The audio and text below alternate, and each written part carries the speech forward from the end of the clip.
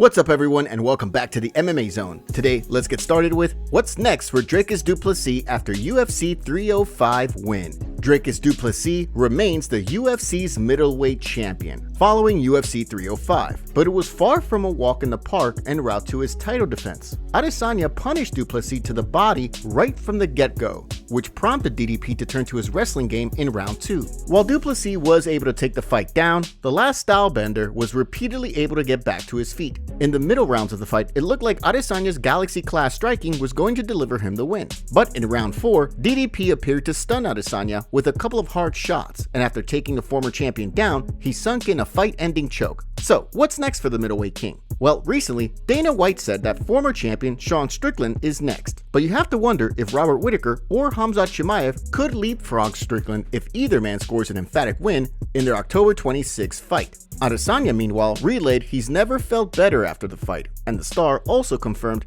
he's not hanging up the gloves before embracing his now apparently former rival Dricus Du Plessis. I'm not really desperate to get it back.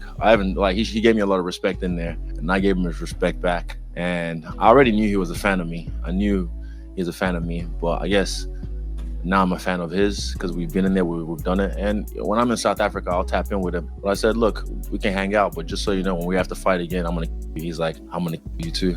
So yeah, the respect is always there. And Dricus is an African champion, but you know, the three kings will reign supreme. That era right there was what set this off for people like him. And he's going to inspire another generation of African fighters as well. So congrats to him tonight. Yeah, till we meet again.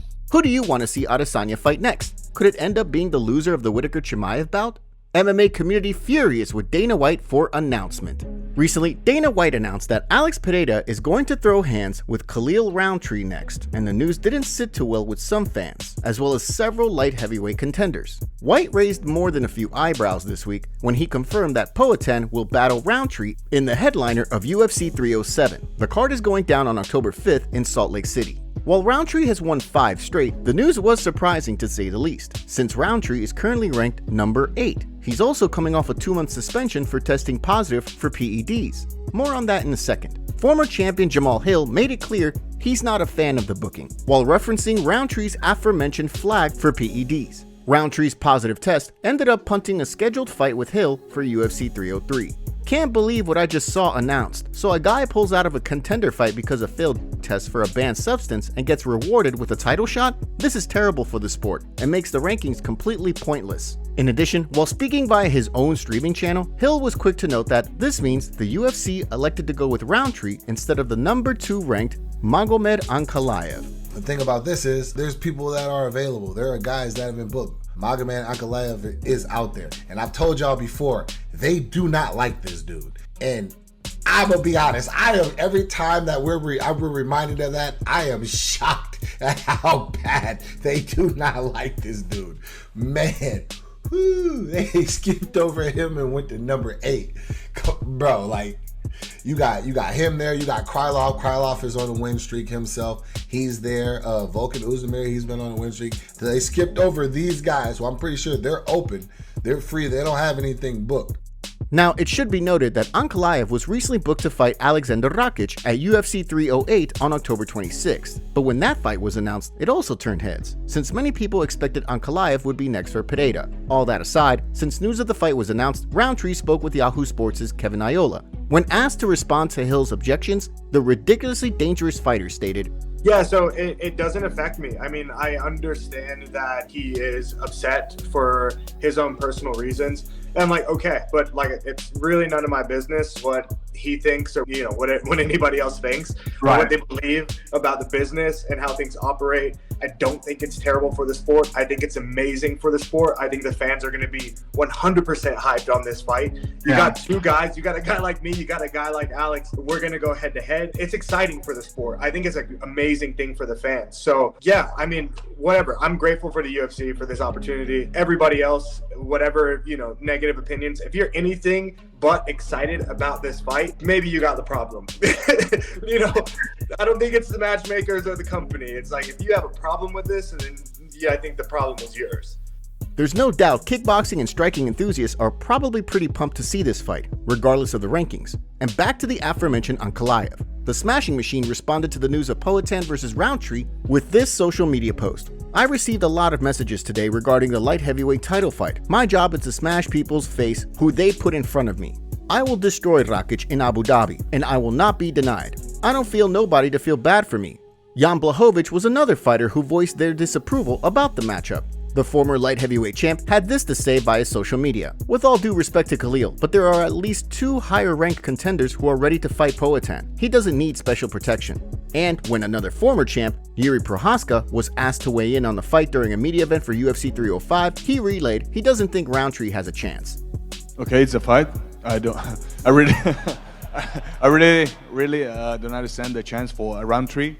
Prohaska's comments prompted a fiery response from Darren Till, although the UFC vet didn't mention Yuri's take on the fight at all. I think he's just ish if I'm being honest. He hits trees, goes on walks up mountains. I've actually never seen him in a gym doing MMA training. He sits in dark rooms for days on end. I mean, I get it, but like you need to be practicing slipping that big left hook instead of sleeping in dark rooms. But what do you think about the Pereira-Roundtree fight? Do you agree with the booking? Now let's talk about Kai Kara-France versus Steve Erceg recap. Kai Kara-France was in need of a big win at UFC 305. And not only did the Kiwi fighter do just that, but he also did so in jaw-dropping fashion. In the opening moments of the fight, Erceg bested France in many of the striking exchanges by putting his length and jab to work. France fired back with big shots, but was unable to find his mark. That didn't last, however, as later in the round, France sent Erceg to the deck with a booming left. The Australian fighter got back to his feet, but France sent him back to the floor with a right hand seconds later, and the fight was called. So it'll be fascinating to see what comes next for Kai Kara-France, who was coming off losses to Amir Albazi and former flyweight champion Brandon Moreno. France was ranked number 4 heading into this card, but he's already fought all the top 5 ranked fighters except Tatsuro Taira. Tatsuro is currently booked to battle Brandon Royval on October 12th. Kai, on the other hand, is interested in fighting for the title next, and will wait until December to get a match with Alexandre Pantoja. Here's what Kai had to say. Well, if they want me to fight for the title, I would happily wait till December. I only want to fight, or I want to fight before the end of the year. And if that aligns and they want to make that happen, you know, me and Pantoja have a history. We've shared the Octagon season 24 on The Ultimate Fighter. It was only a 2-round fight, so it didn't really couldn't really showcase all our skills cutting weight, you know, week in, week out on that show. But you know, I know him. You know, he's done really well in the UFC, and being as a champion now, nothing but, you know, props. And you know, he's a dog, and I love his fight style. But I feel like I can be the one to take him out. He hasn't fought me in the UFC properly yet, so yeah, if he wants, let's do it. If the UFC want to make it, let's do it in December.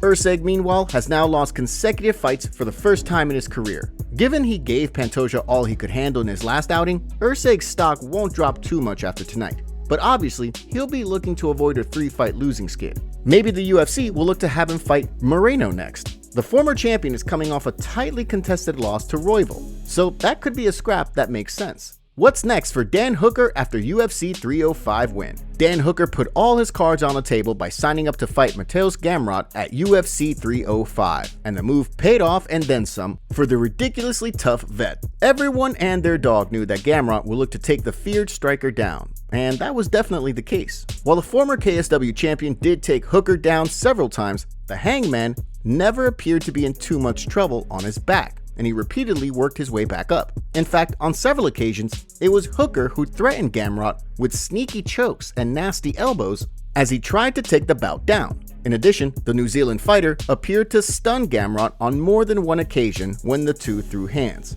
While Gamrot did showcase some sweet boxing, and he bruised and bloodied Hooker with punches, Hooker was awarded the split decision victory. So, considering Gamrot was ranked number 5 in the UFC's lightweight division heading into UFC 305, and Hooker was number 11, obviously it was a massive win for the Hangman. Could we see Hooker taking on a top 5 contender next? It certainly seems possible. He did call out Conor McGregor after the fight, but since no one really knows when and if the Notorious Star will compete again, that seems unlikely. McGregor cutting to 155 pounds also seems like a stretch at this juncture as well. A rematch with Dustin Poirier certainly would have must-see written all over it, but would the Diamond be interested in that fight at this stage of his career? UFC Fight Updates. As the UFC closes in on finishing its series of summer events, the promotion continues to book fights for the fall. Not long ago, the UFC announced it's heading back to Edmonton, Alberta, Canada for a November 2nd event. More recently, Leo Guimarães reported it will feature a heavyweight scrap between Caio Machado and Brenson Ribeiro. That fight could very well determine who remains on the UFC roster, as both Machado and Ribeiro have gone 0-2 since being awarded deals via Dana White's Contender Series. The UFC's October 26 card in Abu Dhabi has picked up a light heavyweight fight, as Leo Patera reported Ivo Aslan will battle Rafael Cerqueiro. Aslan is coming off a stoppage win in his UFC debut this past March, while Cerqueiro was supposed to fight this season of the Contender Series before getting the call up. Dana White reacts to altercation. The PFL's playoffs continued on Friday night in Hollywood, Florida, but as it turns out, that promotion's fighters weren't the only ones throwing hands at the event. Yes, following the card, the UFC's Brendan Allen and Marvin Vettori had quite the dust-up in the venue's casino. According to MMA Mania's Alex Behunin, it all started after Vettori reportedly went after UFC's Tuco Tokos, and that led to Johnson clearing the floor so that Allen and Vettori could square off. Okay, here's an update to the Brendan Allen-Marvin Vettori brawl at PFL, per numerous sources. After PFL, Vettori tried to swing at Tuco Tokos and missed. Michael Johnson then moved everyone out of the way, and then Brendan Allen stepped in and hit Vettori with a 1-2, which made him fall into a roulette table. Once Allen and Vettori were finally separated, it looked like a brawl might erupt all over again, when Marvin approached Allen one more time. But once authorities arrived on the scene, everyone went their separate ways. Well, it wasn't long before UFC President Dana White caught word of the incident and couldn't resist taking a shot at the rival promotion. Had to be fight of the night if it was at PFL. Vettori was also quick to comment on the incident. Via X, the middleweight contender referenced having an issue with his arm before noting that Allen did appear to get cut in the brawl. One-armed with 7 guys on the other side, but show your face because I may have clipped you couple times before the recording, lol. Now, if you need a refresher, Vettori and Allen were supposed to fight this past April, in the octagon, not beside a roulette table. But Vettori had to withdraw due to injury, and Allen ended up defeating replacement Chris Curtis. So don't be surprised if we see these two booked to fight again at a UFC card down the line. Next up, we have Dricus Du Plessis firing back at the MMA community after his Israel Adesanya fight. After UFC 305, many people in the community called out DDP for his gas tank, saying things like, DDP is a horrible fighter, gassed out versus a 36-year-old Izzy. DDP looked gassed, was probably going to lose the decision. Gotta give him props for finding a way to win. How the F did Adesanya lose this fight? DDP was effing gassed. I'm so disappointed, man. Dricus Du Plessis was like 30 seconds from being fully gassed out. Why the hell would Adesanya ask him to stand and trade? Not the biggest UFC guy, so maybe it's just something DDP does in every fight, but he looked absolutely gassed and then just exploded into Izzy. Really thought Izzy was wearing him down with the kickboxing, but DDP just overwhelmed him physically. Dricus fired back at all the haters by saying, Playing possum, no. Looking gassed, yeah, sure, that's why I finished him. Yeah, if that's what gassed means, I'm in. Call me gassed all day. Sean Strickland demands the UFC to make his fight against DDP in America. Sean Strickland first reacted to DDP's fight saying, "Time for war, Dutchman." As we reported earlier this week, Dana White announced that if DDP wins, the UFC will go to South Africa for an event. It's important to note that Dana didn't mention when that would happen. However, Sean must have heard the news because he had this to say on X when a fan asked him where he expects the fight to take place. "Vegas, man, I always travel. Let me fight in my country, unless you want me to go fix South Africa. We can go to Africa and fight in front of a bunch of white people, LMAO. Top comments. DDP hasn't lost in 6 years, I think, and people are still saying he doesn't deserve this. I had the fight for Strickland before, but this was definitive, and the man clearly deserves it. Congratulations to DDP for winning the fight. I'm so proud of him, the real African champion. Love from Chicago, Illinois." Izzy fangirls are crying like he did at the presser. I have a newfound respect for DDP, the way he ate that spinning elbow and kept going until he got the finish. Epic. Bro, how does Du Plessis do it? He has such a weird, unorthodox style of fighting, but he makes it work. It just doesn't make sense. But congrats, Dricus, you made me eat my words.